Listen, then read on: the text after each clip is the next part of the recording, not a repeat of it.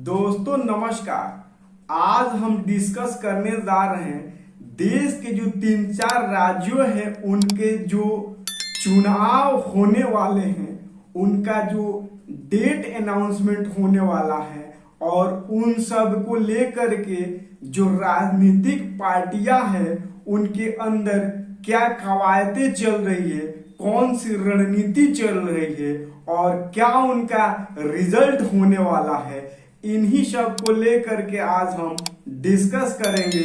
तो दोस्तों आज कल में ही जो है कि चुनाव आयोग डेट जो है कि जारी करने वाला है।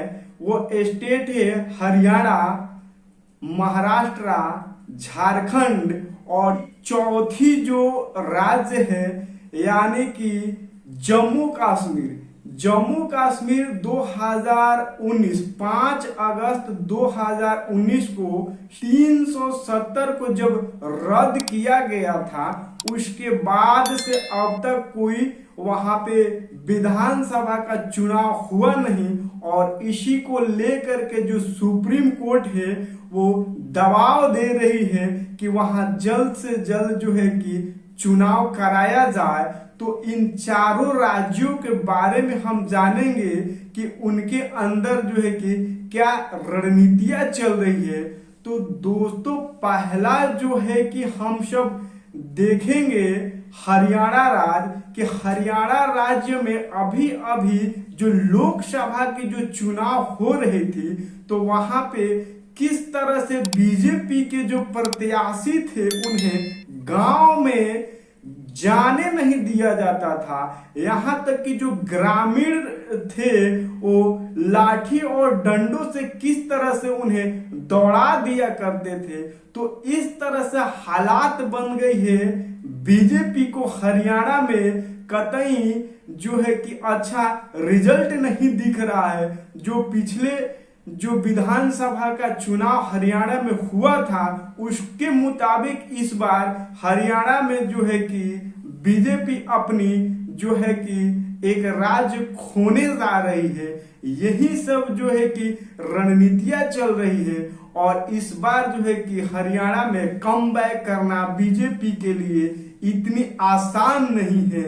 और खास करके जो हम कांग्रेस को देखें तो उनके लिए भी कोई आसान नहीं है, लेकिन बीजेपी के लिए बहुत ही मुश्किल है।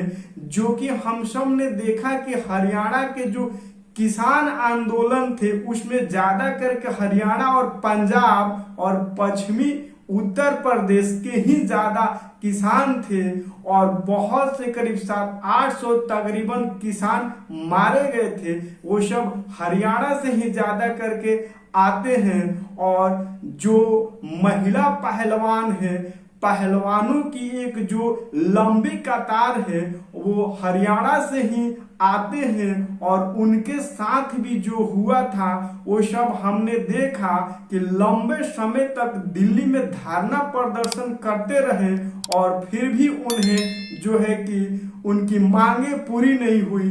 उनके जो शोषण के विरुद्ध जो वो लड़ रहे थे उस पे किस तरह से जो है कि देश के अंदर कितनी जो है कि जनता उनके साथ थी, लेकिन ये सरकार जो है उनका एक भी बात मानी नहीं। तो इस तरह से दोस्तों जो है कि हरियाणा के अंदर दिख रहा है कि बीजेपी को फिर से वापस आना इतनी आसान है नहीं। और वही बात हम करें महाराष्ट्र की, तो महाराष्ट्र में दोस्तों ये चल रहा है कि जो लोकसभा का जो चुनाव हुआ था उसमें हम सब ने देखा कि बीजेपी किस तरह से बुरी तरह से जो वो सीट जीत करके लाई है।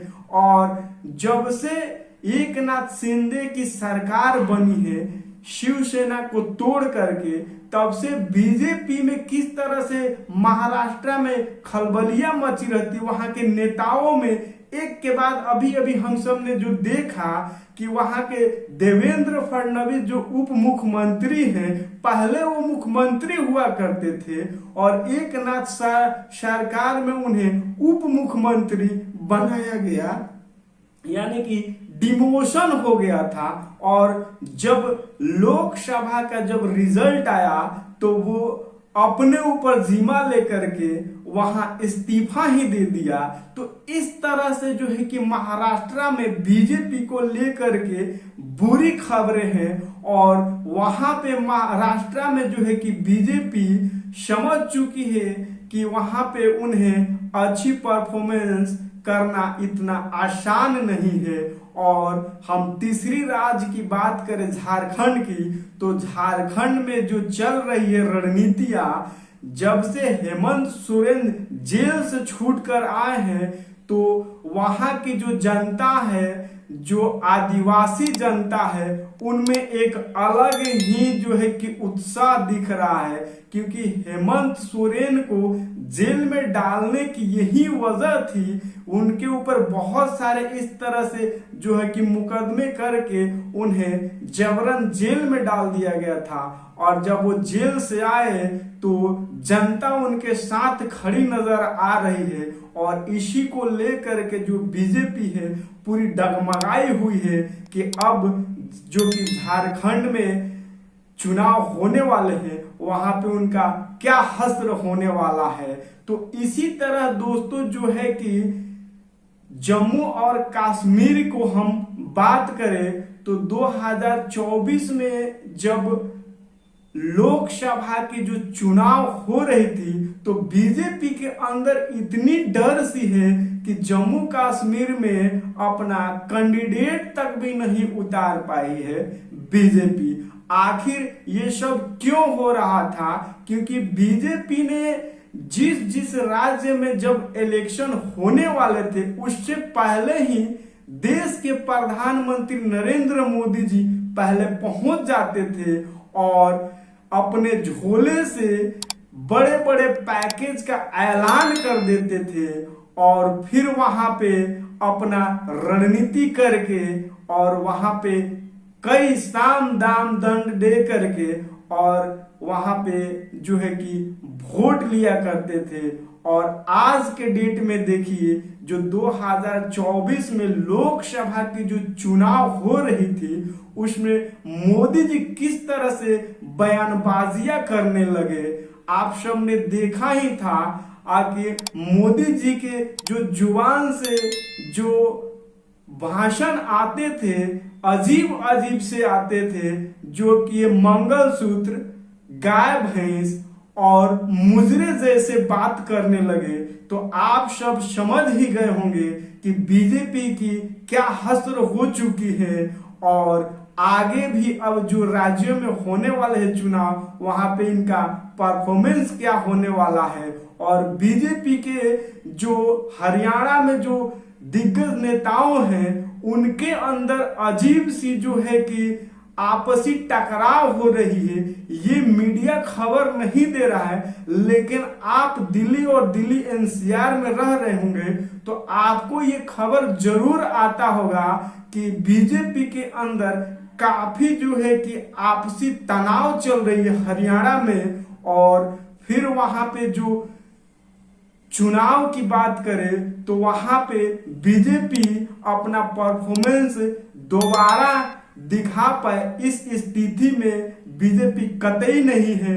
तो दोस्तों यदि आप सब हमारे इस चैनल को सब्सक्राइब नहीं किए तो चैनल को सब्सक्राइब कर लें, वीडियो को लाइक करें, शेयर करें, कमेंट करें, ट्विटर, फेसबुक और इंस्टाग्राम पे फॉलो करें। फिर मिलेंगे दूसरे वीडियो में, तब तक के लिए दोस्तों नमस्कार।